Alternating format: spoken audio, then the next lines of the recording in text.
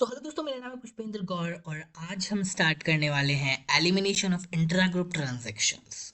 दोस्तों, intra group transactions क्या होती है? जैसे कि अगर हम कोई भी गुड्स है वो अगर हमारा होल्डिंग सब्सिडरी को बेच रहा है या फिर सब्सिडरी होल्डिंग को बेच रही है तो उसको क्या बोलते हैं? इंट्रा ग्रुप ट्रांजैक्शंस बोलते हैं। ठीक है, तो इसके अंदर क्या है, दो तरीके की चीज़ें हैं। देखो, सॉरी, होल्डिंग कंपनी ने अगर सब्सिडरी कंपनी को कोई भी गुड्स बेचे हैं तो उसे डाउन स्ट्रीम सेल्स बोलते हैं। ठीक है, और अगर सब्सिडरी कंपनी ने अगर होल्डिंग कंपनी को बेचे हैं तो उसे अपस्ट्रीम सेल्स बोलते हैं। ठीक है, ये सारी थियरी के अंदर यही चीज़ें बता रखी है जो मैं आपको भी बताने वाला हूँ। ठीक है, तो आप मेरी बातों को ध्यान से सुनना। तो ये चीज़ होती है, ये दो ट्रांजेक्शन्स होती है। तो अब इसका ट्रीटमेंट अपने को कैसे करना है? दोस्तों, अगर होल्डिंग कंपनी अगर सब्सिडरी कंपनी को कोई गुड्स बेच रही है, ठीक है, ऐसे हो रहा है काम तो क्या हो रहा है, होल्डिंग कंपनी ने अपनी प्रॉफिट लगा के वो गुड्स बेचे हैं सब्सिडरी कंपनी को। ठीक है, और अगर मान लो वो goods at the end of the year जब हम कंसोलिडेशन कर रहे हैं वो उसकी इन्वेंट्री में पड़े हैं, वो सब्सिडरी की इन्वेंट्री में पड़े हैं, तो आपको क्या करना है? ठीक है, तो इस केस को क्या बोलते हैं? Downstream sales. अब यहाँ पे दे रखा है, ठीक है, डाउन स्ट्रीम सेल्स। तो अगर ऐसा केस होता है तो आपको जो सब्सिडरी कंपनी की इन्वेंट्री में अनसोल्ड स्टॉक पड़ा है उसके अंदर जितना भी प्रॉफिट है वो हमारा अनरियलाइज प्रॉफिट है, वो हमको क्या करना है? अपनी होल्डिंग कंपनी के पी&एल में से लेस करना है। ठीक है, एक तो ये चीज़ करनी है।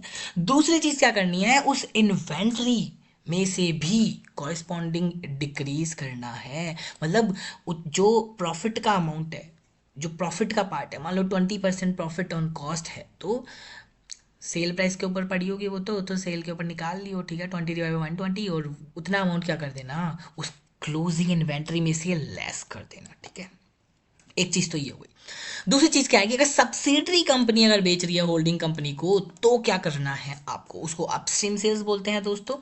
और हाँ, ऐसे केस के अंदर आपकी सब्सिडरी कंपनी के अंदर, तो ठीक है, अपस्ट्रीम की, तो आपकी सब्सिडरी कंपनी ने बेचे हैं होल्डिंग को, होल्डिंग के at the end of the year मान लो वो क्लोजिंग स्टॉक में पड़े हैं। ठीक है, तो क्लोजिंग स्टॉक में मान लो पड़ा है वो गुड, तो उसके अंदर जितना प्रॉफिट इंक्लूडेड है, क्योंकि सब्सिडी में बेचा होगा तो कॉस्ट प्लस प्रॉफिट करके ही बेचा होगा, तो जितना प्रॉफिट इंक्लूडेड है ना वो क्या है? हमारा अनरियलाइज्ड प्रॉफिट है। तो उतना प्रॉफिट जो है आपको पेरेंट में से तो पेरेंट का शेयर घटा देना, और माइनॉरिटी में से माइनॉरिटी का शेयर क्या कर देना? एलिमिनेट कर देना, लेस कर देना। क्योंकि जो सब्सिडरी कंपनी का पी&एल है वो पूरा का पूरा बांट देते हो, किसको? पेरेंट को और माइनॉरिटी को। ठीक है, बांटने के बाद में क्या करना? वहीं पे वर्किंग नोट के अंदर ही नीचे क्या कर देना? जो आपका पेरेंट है ना उसमें से तो लेस कर देना अनरियलाइज प्रॉफिट का। मान लो 75% पेरेंट का शेयर है तो 75% पेरेंट में से लेस कर देना और 25% माइनॉरिटी में से लेस कर देना। ठीक है, ये तब करना है जब सब्सिडरी ने माल बेचा है, किसको? पेरेंट को, क्योंकि सब्सिडरी के बुक्स के प्रॉफिट किस किस को जाते हैं? दो जनों को जाते हैं, इसलिए दोनों में से लेस करना है। ठीक है, और हाँ, होल्डिंग कंपनी के अंदर क्योंकि वो क्लोजिंग स्टॉक में पड़ा है तो उसके क्लोजिंग स्टॉक में से भी क्या कर देना? डिक्रीज कर देना वो प्रॉफिट का अमाउंट। तो ऐसे करके हमने क्या कर दिया? सारी ट्रांजेक्शन्स को नलीफाई कर दिया, जीरो कर दिया। तो यही है दोस्तों इसका क्रक्स, यही होता है क्या? Elimination of inter group transactions. ठीक है दोस्तों, तो बात समझ में आ गई होगी आपको, आई होप सो। ठीक है, okay. Unrealised profit on transfer of non current assets, इसका भी इसका जो ट्रीटमेंट है वो सिमिलर टू है treatment described above for the unrealised profit of in the inventory, inventory के जैसा ही करना है। ठीक है, ओके। अनरियलाइज लॉसेस, दोस्तों अनरियलाइज लॉसेस को आपको कभी भी रिवर्स नहीं करना अनलेस कि अगर उसकी कॉस्ट से कुछ रिकवर नहीं हो रहा, जितना कॉस्ट से रिकवर हो रहा है उतना ही आप रिवर्स कर सकते हो। ठीक है, एग्जाम्पल के लिए अगर मैं बता दूं, मान लो कोई ऐसा गुड है जिससे आपको अनरियलाइज लॉस हो रहा है। जैसे कि मान लो कोई शेयर्स थे, उसकी वैल्यू हमने खरीदे थे तो वो 1 लाख के थे, लेकिन ईयर एंड के ऊपर मान लो 50,000 के ही रह गए, तो अब क्या हो गया? ये अनरियलाइज लॉस हो गया। ठीक है, अब क्या मैं उसको रिवर्स कर दूं? नहीं कर सकता। अगर हाँ, उसकी एनआरवी, नेट रियलाइजेबल वैल्यू, अगर मोर देन कॉस्ट है, कॉस्ट से ज़्यादा है, तो ही मैं उसके अनरियलाइज्ड लॉस को ठीक है, लेस कर सकता हूँ। ठीक है, हावेवर इफ एक्सपेक्टेड दैट कि NRV would not be sufficient to recover the loss, अगर एनआरवी जो है सफिशिएंट नहीं है रिकवर करने के लिए लॉस को, तो on transfer of the goods to from 190 to 180 then unrealise loss should not be reverse. तो फिर अनरियलाइज लॉस को आप क्या नहीं कर सकते, रिवर्स नहीं कर सकते। ठीक है, ओके। अब ये इलस्ट्रेशन नंबर 14 दे रखा है, देख लेते हैं इसको क्या बोल रहा है। ये कि मान लो ए लिमिटेड होल्ड करती है 80% of the equity capital and voting power in the B limited, मतलब ए लिमिटेड बी लिमिटेड के अंदर 80% होल्ड करती है। ए लिमिटेड ने क्या करा है, होल्डिंग कंपनी से सेल करा है इन्वेंट्री जिसकी कॉस्ट थी 180, बी लिमिटेड को 200 लैक्स में। The entire inventory remains unsold with B limited. B limited की बुक्स में वो पड़ी है, मतलब ये डाउन स्ट्रीम सेल है दोस्तों।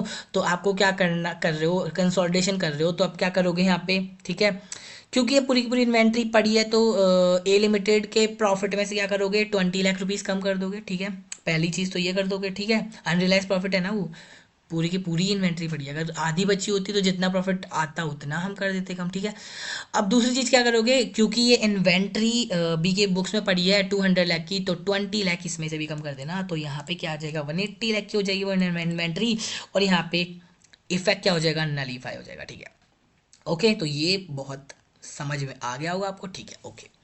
अब गाइस मेरे ब्रोज देखो ये बी में क्या बोल रहा है। ए लिमिटेड होल्ड करता है 75% of the equity capital and voting power in the B limited. A limited क्या करता है, 75% इक्विटी कैपिटल होल्ड करता है बी लिमिटेड में। ए लिमिटेड परचेज कर देता है, इन्वेंट्री कॉस्टिंग है उसकी 150 लाख, किससे, बी लिमिटेड से, मतलब सब्सिडरी ने बेचा है 200 लाख रुपए में ए को। ठीक है, द एंटायर इन्वेंट्री जो है वो अनसोल्ड पड़ी है विथ ए के बुक्स के अंदर अनसोल्ड पड़ी है। तो अब यहाँ पे क्या करेंगे हम, तो ये अपस्ट्रीम केस हो गया। ठीक है, तो आप क्या करोगे कि जो, क्योंकि सारी सारी ही अनसोल्ड पड़ी है, तो इसका 50 लाख रुपीज़ का 75% तो पेरेंट के शेयर में से घटा देना, क्योंकि सब्सिडी ने बेचा है तो सब्सिडी का 70 आपने प्रॉफिट पेरेंट और माइनॉरिटी में बांट दिया होगा, तो पेरेंट का शेयर तो पेरेंट में से लेस कर देना, मतलब 50 का निकाल लो 75% कितना होता है, कैलकुलेटर उठाया। ठीक है, 50 मल्टीप्लाई 75%, ओके 37.50, तो क्या कर देना, ए में से लेस कर देना और बाकी का बी माइनॉरिटी में से लेस कर देना। ठीक है, और बी के, ठीक है, बी की बुक्स में से। ठीक है, अब ए की बुक्स में मेरे होल्डिंग कंपनी की इन्वेंट्री में पड़ी है वो, तो इन्वेंट्री में से 50 लाख लेस कर देना। ठीक है, तो यही सब कुछ कर देना है दोस्तों। आपको ये जो मैंने प्रोविजन पढ़ाया है ना, ये आपको पहले लिखना पड़ेगा इस क्वेश्चन का आंसर देने से पहले।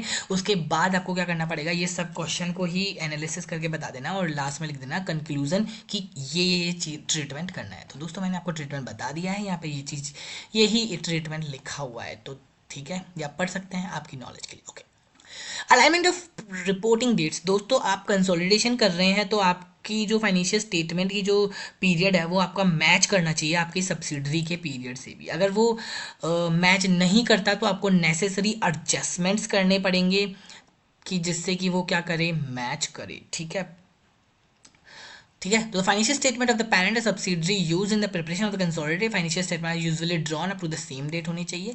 ठीक है, when the reporting dates are different है तो सब्सिडरी क्या करेगी, एक प्रिपेयर करेगी कंसोलिडेशन पर्पस के लिए एक स्टेटमेंट जो कि सेम डेट्स के हिसाब से होगा पेरेंट की डेट के हिसाब से। ठीक है, अगर ऐसा पॉसिबल नहीं है तो मैक्सिमम जो डिफरेंस चल सकता है उनके रिपोर्टिंग पीरियड में वो 6 मंथ्स का चल सकता है। ठीक है, अगर सब्सिडरी वो स्टेटमेंट बनाएगी तो कैसे बनाएगी भाई, अगर मान लो फाइनेंशियल ईयर क्या है 2022 टू 2023 है, 22 से 23 है, तो क्या करेगी, मान लो उसकी जो सब्सिडरी है वो यूएस की है, तो वो क्या करेगी 2022 का पूरा ले लेगी, है ना, फाइनेंशियल स्टेटमेंट दिसंबर तक का, जनवरी से दिसंबर तक का, और 3 महीने के अंदर जो भी कुछ एडजस्टमेंट्स, जो भी ट्रांजेक्शन्स हुए हैं सिग्निफिकेंट ट्रांजेक्शन्स और इम्पैक्ट करते हैं फाइनेंशियल्स को, वो एडजस्टमेंट कर देगी उसका मार्च तक के जो भी हुए हैं, और ऐसे करके वो 9 मतलब 12 13 14 15 मंथ्स का P&L और बैलेंस शीट बना देगी। ठीक है, इस तरीके से। ठीक है, तो इस तरीके से करके, और आपको क्या करना है, सब्सिडरी को और पेरेंट का जो है वो मैच करके बनाना है। ठीक है, नेसेसरी एडजस्टमेंट्स कर देने हैं। ठीक है, okay okay guys, okay.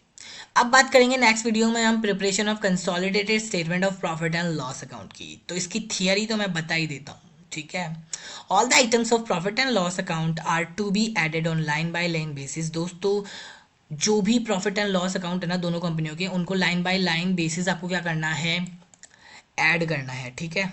And inter company जो ट्रांजेक्शन्स है उनको क्या कर देना है, एलिमिनेट कर देना है फ्रॉम द कंसोलिडेशन पर्पस के लिए, ठीक है। कंसोलिडेटेड फिगर्स में से एलिमिनेट कर देना है। फॉर एग्जांपल के लिए बोल रहा है कि होल्डिंग कंपनी ने मान लो मे सेल गुड्स और services to its subsidiary company, subsidiary company को मतलब होल्डिंग ने क्या करा है, सब्सिडरी को क्या कर दिया, कुछ गुड्स और सर्विसेज सेल कर दी, तो रिसीव कंसल्टेंसी फीस मान लो रिसीव करी है, या फिर कमीशन करा है, रॉयल्टी करा है, एक्सेट्रा।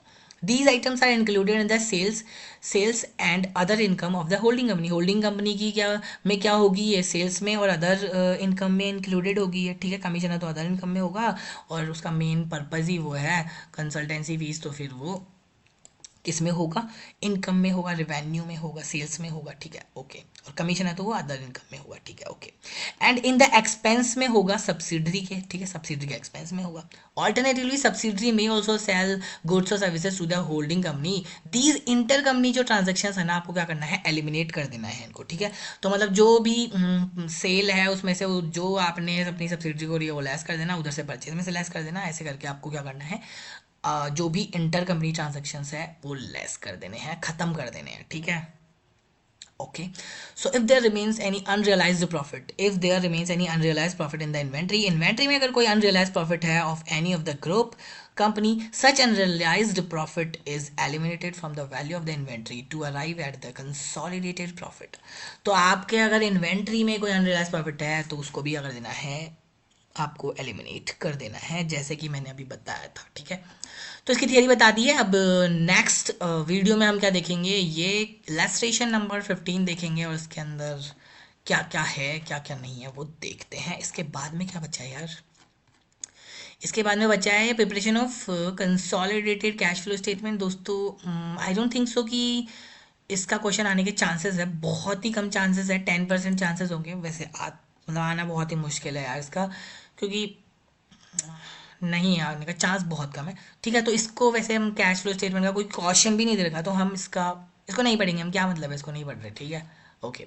यूनिफॉर्म अकाउंटिंग पॉलिसीज बची है अपनी, और ये इलस्ट्रेशन बचा है, और एक और क्या बचा है, बस खत्म हो गया भाई, चैप्टर ही खत्म है। Treatment of subsidiary company, if subsidiary company having preference share, अगर सब्सिडरी कंपनी के अंदर प्रेफरेंस शेयर है तो क्या ट्रीटमेंट होगा, ये बचा है, ओके। सो देखते हैं दोस्तों अगले वीडियो के अंदर। तो अभी तक के लिए bye bye guys, so enjoy this lecture, okay, bye bye guys.